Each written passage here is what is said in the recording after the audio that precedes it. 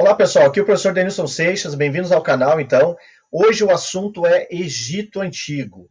E quando a gente fala no Egito Antigo, o que vem à mente? Vem os faraós, as pirâmides, os hieróglifos, né? Uma série de outras coisas. Mas antes disso, desse imaginário, né, que a gente tem, no Egito Antigo havia a formação de pequenos núcleos habitacionais, que eram chamados de nomos. E estes nomos eram governados por nomarcas, né? E o Egito também ele foi dividido em duas grandes regiões, o Alto e o Baixo Egito. O Alto Egito, o rei tinha uma coroa branca, e no Baixo Egito, o rei tinha uma coroa vermelha. Depois, então, o rei Menés, ele unificou estas duas grandes regiões numa só, formando, então, a primeira dinastia. Então, o rei Menés utilizava, então, a coroa branca e vermelha ao mesmo tempo, que representava, então, né, o símbolo da unificação das duas grandes regiões. O historiador Heródoto, o historiador grego, considerado o pai da história, ele dizia então que o Egito é uma dádiva do Nilo. Por que isso? Porque, segundo ele, todos os recursos do Egito, todos os recursos que foram, que proporcionou essa formação dessa grande civilização que a gente conhece até hoje, isso foi possível devido às condições que o Rio Nilo proporcionou a esta civilização. Então, segundo o Heródoto, o Egito é uma dádiva do Nilo, é um presente que o Nilo proporcionou a todas essas pessoas que viviam naquela região.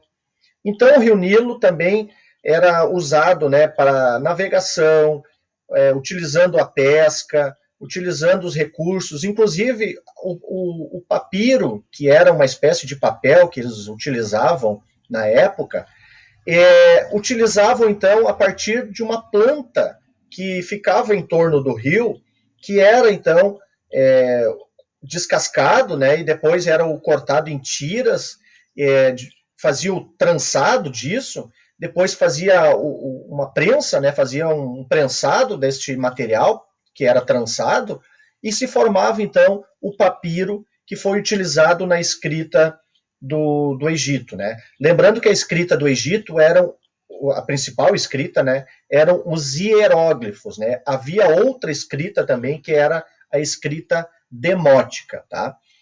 Falando da escrita, falando dos hieróglifos, ocorreu num determinado momento em que o Napoleão Bonaparte ele com a sua comitiva, né, com militares e cientistas lá para o Egito, eles no século XIX ali, eles decifraram então os hieróglifos. A partir da chegada do Napoleão no século XIX no Egito, foi então possível entender o significado dos hieróglifos. Então, tinha lá um rapaz chamado Jean-François Champollion.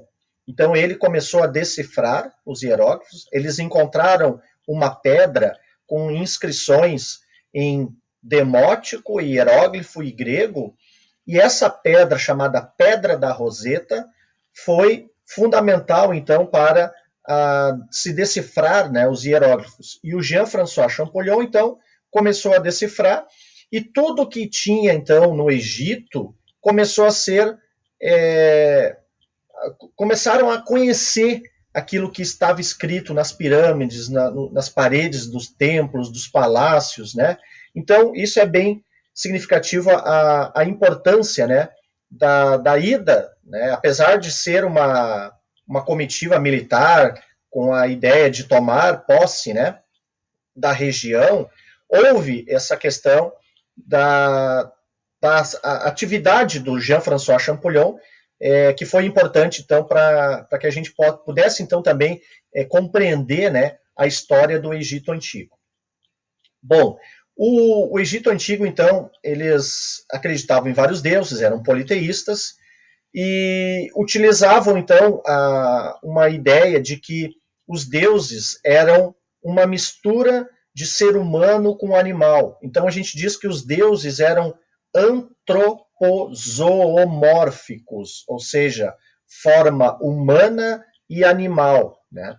Então, acreditavam em vários deuses e acreditavam na vida após a morte. Então, inclusive, né, as pirâmides foram construídas justamente com esse objetivo, de guardar o corpo do faraó, né, como o túmulo do faraó, e preservar, além do corpo do faraó, através da mumificação, também todos os bens dele, que ele utilizaria isso, então, depois, numa vida após a morte, então, né?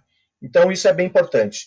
Falando das pirâmides, 3 pirâmides se destacavam, que eram as pirâmides de Gizé, que eram atribuídas, então, aos faraós Queops, Quefren e Miquerinos. Essas 3 são as principais, né, quando a gente estuda o Egito Antigo, a gente sempre cita estas 3 pirâmides.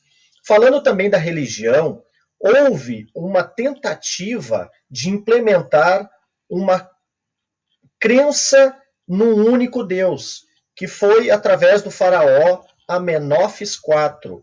Ele implementou, então, uma intolerância religiosa, ele queria diminuir o poder dos sacerdotes e fez com que, então, as pessoas seguissem apenas um Deus, que era o Deus que ele acreditava que era o Deus Aton. Inclusive, ele muda o nome dele de Amenófis IV para Akhenaton, né? Aquele que adora, aquele que cultua o Deus Aton. Mas depois ele morre e o politeísmo retorna novamente, né? Se a gente fosse fazer uma pirâmide social, a gente poderia colocar, então, o faraó como o grande governante que cuidava da parte administrativa, da parte militar, da parte religiosa também. Então, ele era um deus vivo para eles. A gente depois colocaria, então, os altos funcionários, os sacerdotes também, os escribas, abaixo os pequenos comerciantes, artesãos, agricultores, e por último ali, então, os escravos, né? Então, essa seria uma pirâmide social, então, se a gente fosse colocar mais ou menos nesta questão de pessoas mais ricas e pessoas mais pobres, né? Então, nesse sentido aí, certo? Bom, o que os egípcios nos deixaram de legado, né?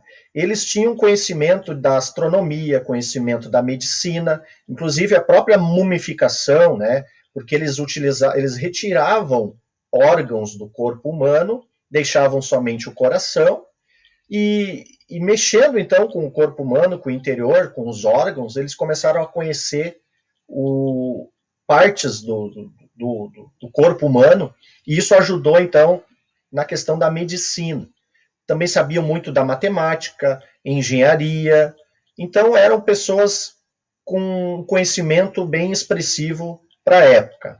Também a gente tem que lembrar a questão da arte. A arte egípcia eles não tinham uma noção de por exemplo, um desenho, né? Um desenho tridimensional como a gente conhece hoje, né? Os desenhos eram achatados.